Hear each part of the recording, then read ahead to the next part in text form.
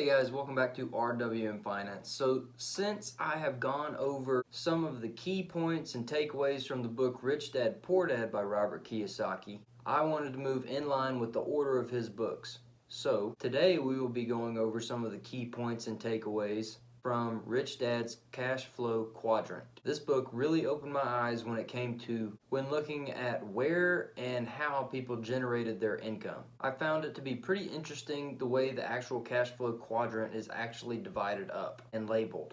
But everything made sense. I now have a much deeper understanding of the ways of income generation. So I would advise y'all to check out the book. I have a link for it down in the description box below. So if you haven't subscribed, please scroll down and click that subscribe button for me and we'll get into some of those key points. Alright, so my first key point from this book has got to be the cash flow quadrant itself. This quadrant shows the 4 ways to produce income.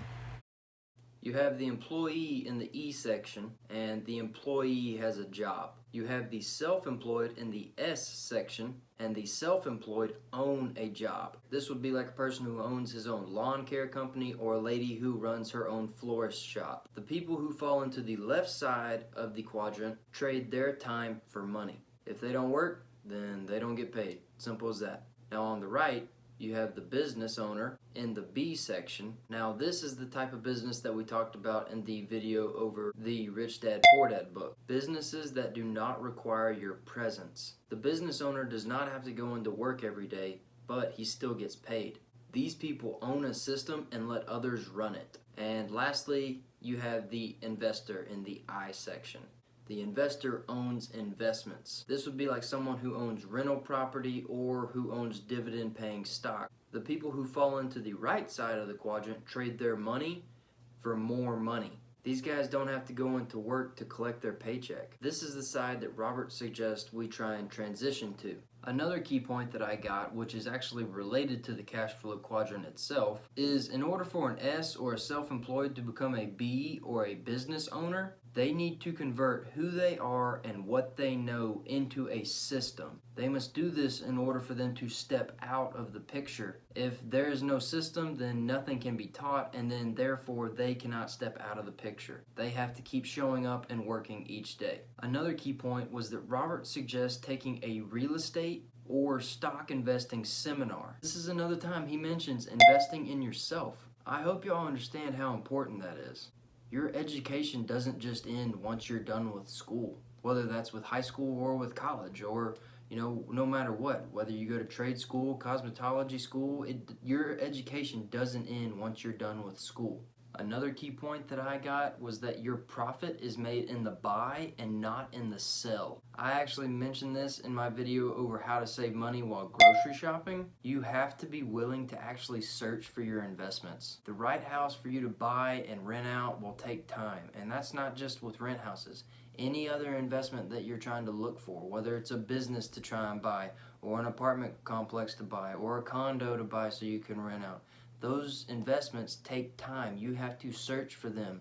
You will make more profit if you find the right investment at the right price than if you were to find the wrong investment and try and make up for it in the sell. So here's another key point that I got. And this is a rich thought that was in the book Cash Flow Quadrant. Play it smart and learn to manage risks. An investment must make economic sense. If you see other people investing in certain assets, make sure they make economic sense for you. Remember, your business is your asset column. Make sure to mind your business. Alright, here's our second to last key point from this book, and that is experience is more important than money.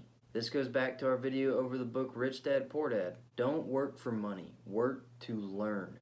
Money will come and go, but the knowledge that you gain from experience will last you a lifetime. Alright, so I'm glad that y'all stuck around because we are coming to our final key point from this book, and it's pretty important. Alright, so here's the last key takeaway from the book Cash Flow Quadrant by Robert Kiyosaki. The 7 steps to finding your financial fast track. Number 1, take time to mind your business. Your business is your asset column. Make sure to mind it. Number 2, take control of your cash flow. Get a loan from the bank for a rent house and use the tenant's rent to pay for it. Number 3, know the difference between risk and risky. You take risks in everything that you do, but risky is when you do something before you're educated or you're gambling in some type of way. Number 4, decide what type of investor you want to be. Start small and learn to solve problems. Businesses that are created today all solve problems. Amazon, I don't want to leave my house. I want something to be delivered to me. Google, I want to just be able to search what I want to know and it to pop up. Type A investors look for problems and solve them. This is another thing that relates back to the book Rich Dad Poor Dad. In the book Rich Dad Poor Dad, Robert suggests to find books about solutions you have no idea about.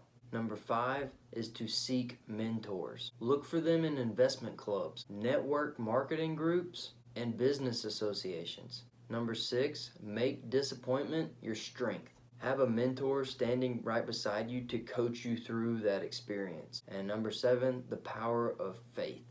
When you face your fears and doubts, new worlds will be opened up to you. Take action.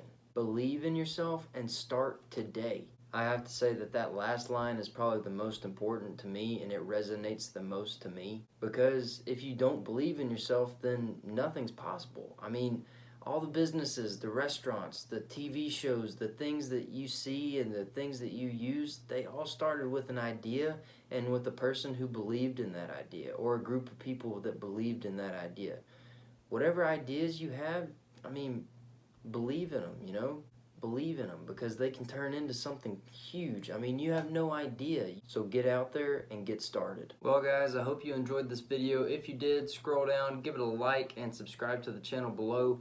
Also, if you have any questions, please leave those down in the comments section, and I will personally try and respond to each and every one of y'all's. Remember to check out the list of books in the description bar below. Also, follow us on Instagram at RWM Finance.